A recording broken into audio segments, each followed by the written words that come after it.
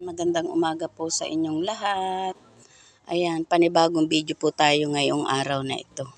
Ayan, i-update ko lang pong muli sa inyo itong aking munting taniman.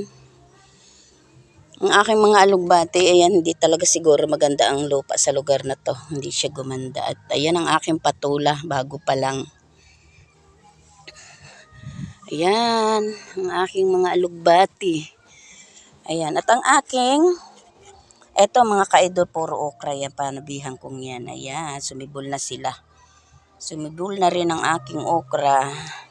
Ang akin namang mga tanim na mustasa, mga ka-idol, ayan, wala na.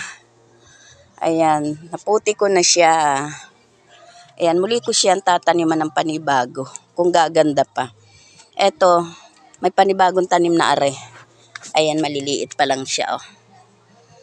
Ayan. Ito naman ay pechay. Ito. Tsaka itong isang munting garden na to. Ayan. Pechay na ulit siya. At itong dalawang garden na to. Siguro baka mamaya or bukas ng umaga ay bungkalin ko na ulit siya. At siya ay panibagong tataniman ko naman ng mustasa naman. Ayan, dalawang garden na yan. Mustasa naman ulit ang itatanim ko dyan. Para dalawang garden na mustasa at dalawang garden siyang pechay. Ayan. Malago na rin ang aking sitaw at mga kalabasa at alugbati dyan, no, sa dulo. Ayan. Just tabihan na yan. Puro ang tanim niya. Ayan. Kuha ka sa video. Mapapapunta ka sa YouTube. Ayan. Ayan, nasa tabihan na yan. Ayan ay puro alugbati at kalabasa at ilang puno ng sitaw. Ayan, ang aking kalabasa, ayan mga ka-idol, lamungan na siya. Kaso marami siya naging buko. Ay siya natutuyo pa. Bago pa lang kasi siyang namumunga. Kaya yung kanyang mga buko ay medyo natutuyo pa. Ayan, medyo malago na rin mga ka-idol ang aking ang aking sibuyas. Ayan. Ayan, ini-update ko lang sa inyo mga ka-idol. Tapos, ayan, ang aking kamatis. Namumulaklak na rin siya. Isang puno na malaki. Ayan, maliliit pa yung iba. Ayan, at ang ginawa ko ngayong umaga, ayan, ipapakita ko na rin mga ka-idol. Pinapasok kasi siya ng pusa.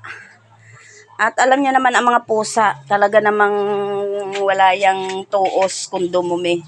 Kaya ang ginawa ko, ayan, nilagyan ko na talaga siya ng harang para siya ay hindi pasukin ng pusa. Ayan, hanggang doon niya sa ilalim mga ka-idol, ayan. Ayan, hindi siya basta-basta mapapasok yung aking loob ng taniman ng pusa. Pero ang pusa talaga, kung aanuhin natin ang pusa, talagang matataas yan tumalon. Pero iba pa rin kapag ganitong may konting harang. Medyo sagabal sa pagpasok nila. At ito, i-update ko na rin to mga ka-idol. Ito, itong aking ginagawang ito. Ito ay, ayan, nilagyan ko siya ng mga batangan din eh. Ayan. Ayan, ito kasi yung tagiliran ng bahay ko. Ito. Ayan, nilagyan ko siya ng mga batangan dyan. At sasahigan ko yan, didingdingan ko na rin. At ito, aywan ko, mapapakinabangan pa. Ibinigay ito sa akin ng aking kapitbahay na nagpalit ng dingding. Siya ko na rin ididingding dito.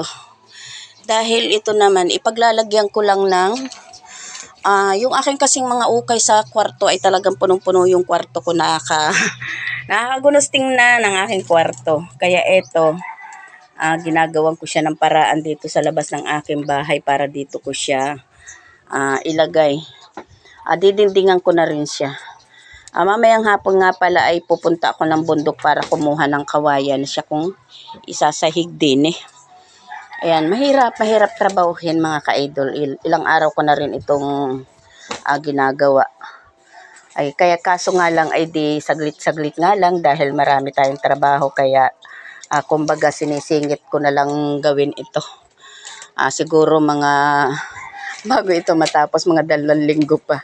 Kasi nga hindi dire-diretso ang trabaho ko din eh. Dahil napakarami ko rin namang ibang ginagawa sa bahay. Ayan. Ayan. Inilagay ko lang to dito dahil sobrang init talaga kanina. Kaya naglagay ako ng kahit papaano pang tahog ko sa init. Ayan, lagay mo na yan doon sa loob. Ayan. Ako nga pala ay ito. Hiningi ko rin ito dyan sa aking kapatid kanina na nagtapas ng niyog. May nagbenta sa kanya ng 4 na piraso. Hiningi ko rin siya. Dahil gagawin ko yang pupuksi-puksiin ko yan ng maliliit at siyang pandupong sa aking kalan. O ayan, 'di ba? Lahat na lang wala tayong wala tayong itatapon na pwedeng pakinabangan. Ayan, ito kasi yung mga pako. Ayan, ito yung namimili ako diyan ng mga pinagbunutan. Ayan. Binigay din lang sa akin 'to. Mga pinagbunutan nung nagpalit ng kapitbahay namin din eh. Ayan, binigay sa akin dahil alam niya kailangan ko 'to. Siya ko na nga ginagamit dito ng pagpanday-panday. Ayan. Ayan. Ito ang aking video ngayon. Wala kasi kung hindi kami nakakaahon at hindi kami nakakapaggawa ng content dahil nga sa laging busy kami.